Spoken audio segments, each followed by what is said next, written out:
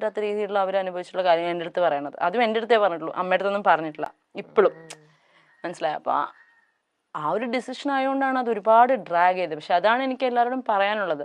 നമുക്കൊരു സ്ഥലത്ത് പറ്റുന്നില്ല എന്ന് കണ്ട ആ സമയത്ത് ചിലപ്പോൾ എല്ലാവരും നമ്മുടെ അഗേൻസ്റ്റ് നിൽക്കുമായിരിക്കും. പക്ഷെ നമുക്ക് നമ്മുടെ കയ്യിൽ നിന്ന് കാര്യങ്ങൾ പോകുന്നതിന് മുമ്പ് അവിടെ നിന്ന് വിടുക.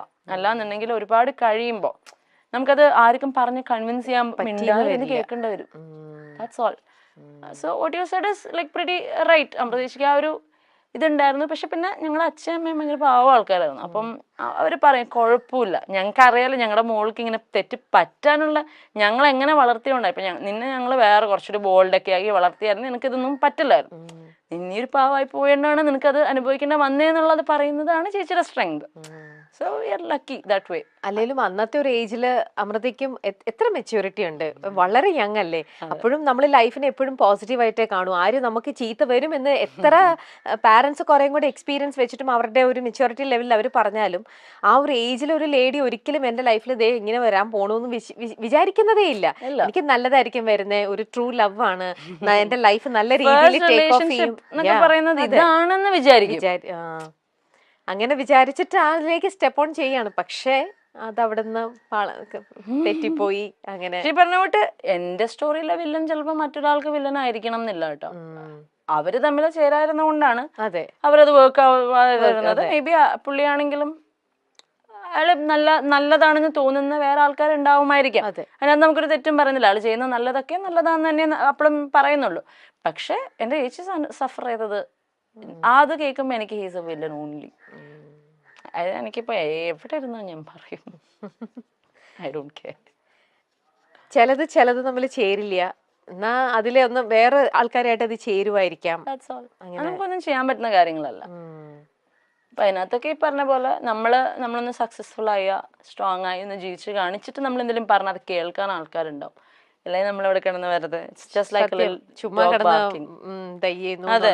വിക്ടിം കാർഡ് കളിക്കണോ, പെണ്ണിന്റെ ഇത് പറയണോ, ചുമ്മാ അതാ. കാരണം വേറെ കുറെ കഥകൾ നമുക്ക് അറിയാവുന്നതാണ്, where women are villain. So നമ്മുടെ നാടാണെങ്കിലും കുറച്ചുകൂടെ ആണുങ്ങൾക്കൊരു ഇതുള്ളതാണ്. അപ്പൊ ഇതൊക്കെ നമുക്കൊന്നും ചെയ്യാൻ പറ്റുന്ന കാര്യങ്ങളല്ല. പോട്ടെ, സമയം വരും. കീപ്പിംഗ് ക്വയറ്റ് അറ്റ് ടൈംസ് അത് ഭയങ്കര ഹെൽപ്ഫുൾ ആയിരിക്കും. പക്ഷെ എന്റെ ചേച്ചി ഉണ്ടായിരുന്ന പോലെ ഉണ്ടായിരുന്ന പറ്റില്ല. അതെ, പറ്റില്ല. അത് ആരും ഒരുപാട് വർഷത്തേക്കൊന്നും ഉണ്ടായിരിക്കരുത്. ഒരു 10-20 മിനിറ്റ് ഒക്കെ ഉണ്ടായിരിക്കും, എന്നിട്ട് മിണ്ടണോ. പറയാൻ കേൾക്കാനുള്ളത് എന്താന്ന് വെച്ചാൽ കൊടുത്തോളൂ.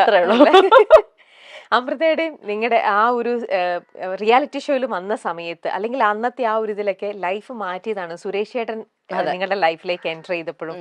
ആ ഒരു റിലേഷനെ കുറിച്ചും കൂടെ ഒന്ന് പറയൂ അഭി. ഇപ്പോ എങ്ങനെയാണ് നിങ്ങൾ എല്ലാവരും തമ്മിലുള്ള റിലേഷൻ?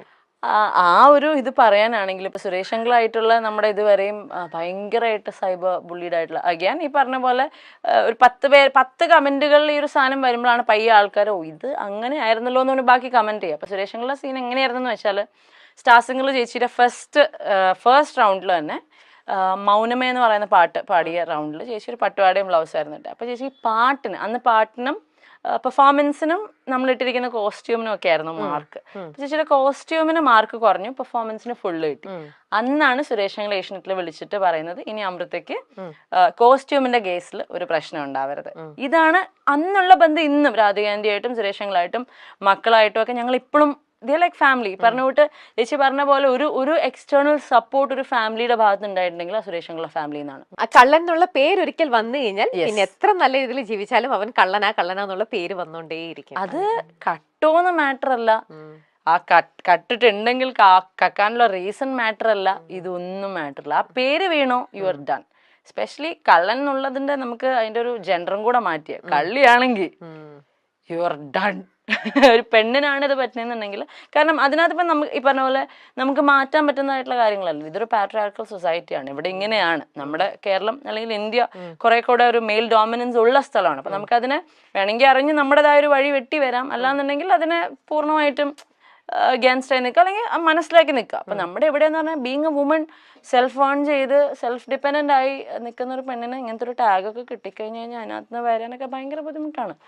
അതിനുവേണ്ടി അത്രയൊന്നും നമുക്ക് എഫേർട്ട് എടുക്കാൻ പറ്റില്ല. ബിക്കോസ് നമ്മുടെ ലൈഫ് വെച്ചിട്ട് നമ്മൾ കളിക്കേണ്ടി വരും. അത് വെരി ട്രൂ.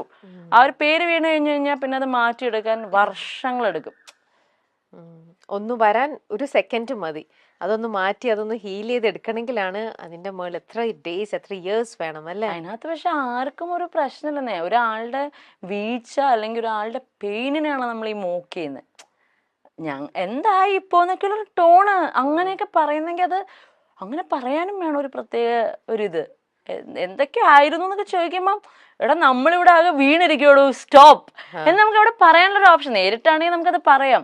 പക്ഷെ അതും നിങ്ങൾ എന്താണ് സിറ്റുവേഷന്റെ ഡെപ്ത് മനസ്സിലാക്കുന്നില്ല, അവിടുത്തെ റിയാലിറ്റി മനസ്സിലാക്കുന്നില്ല, നിങ്ങൾ എന്ത് ചെയ്തു എന്ന് മനസ്സിലാക്കുന്നില്ല. ജസ്റ്റ് റാൻഡംലി ഇങ്ങനെ പോവാ, ഒന്ന് കൊടുത്തേക്കാം, കമന്റ് ചെയ്യുന്നു, പോണു. എന്താണെന്നൊന്നും അവിടെ അല്ലേ റിയാലിറ്റി മനസ്സിലാക്കാണ്ടാണ് പലരും കമന്റ് ചെയ്യണതും ഈ പറയണ പോലെ അറ്റാക്കിങ് ഒക്കെ. പിന്നെ ഞാൻ പറഞ്ഞില്ലേ ചേച്ചി, ഓരോ ആൾക്കാർക്ക് ഓരോ ലുക്ക് ഉണ്ട്, ഒരു വൈബ് ഉണ്ട്. ചിലർക്കൊക്കെ പറഞ്ഞോട്ട് ഭയങ്കര കള്ളന്മാരാണെങ്കിലും അവർക്ക് ഭയങ്കര പാവം ലുക്കായിരിക്കും. ഇനിയിപ്പോൾ അവരൊന്നും എക്സ്പ്ലെയിൻ ചെയ്തില്ലെങ്കിലും കുഴപ്പമൊന്നുമില്ല. പാവം കണ്ടാത്തന്നെ എങ്ങനെ അറിയാനാണ്? How can we judge a book by its cover? ഒരാളുടെ ലുക്കല്ല അയാൾ എന്താണ് ഇത് ചെയ്യുന്നത്. അപ്പൊ ഞങ്ങൾക്ക് എനിക്കൊക്കെ സ്പെഷ്യലി ഞാൻ മറ്റേ പട്ടിഷോ ജാട അഹങ്കാരി ഇതാണ്. എൻ്റെ അടുത്തൊരു ഇച്ചിരി നേരം സംസാരിച്ചിട്ട് തന്നെ അങ്ങനെ ജഡ്ജ് ചെയ്താൽ കുഴപ്പമൊന്നുമില്ല. അപ്പൊ ഞങ്ങളുടെ ഭാഗ്യത്തിന് എൻ്റെ ചേച്ചി പണ്ടൊക്കെ ഭയങ്കര സ്റ്റാർസിങ്ങിന്റെ സമയത്തൊക്കെ ഭയങ്കര വേറൊരു പേഴ്സോണ ആയിരുന്നു. പക്ഷെ അവരുടെ ലൈഫ് ആണ് അവർ ഇത്രയും ബോൾഡ് ആക്കി ഇത്രയും സ്ട്രോങ് ആക്കി എന്നുള്ളത് എത്രത്തോളമൊക്കെ നമുക്ക് കൺവിൻസ് ചെയ്യാൻ പറ്റും, പറയാൻ പറ്റും, പക്ഷെ കൺവിൻസ് ചെയ്യാൻ പറ്റില്ല. അപ്പൊ ഞങ്ങളുടെ ഇപ്പോഴത്തെ ഒരു ലുക്കും വൈബും വെച്ച് അഹങ്കാരികളാണ്. ഒരു രക്ഷയില്ല, അവരുടെ കയ്യിലിരിപ്പിന്റെ അവർക്ക് കിട്ടണം അല്ലേ? നമ്മളിപ്പോ ഇങ്ങനെ അതെ പോന്നോട്ടെ അത്ര ഒന്നും ചെയ്യാനില്ല അതിനകത്ത്.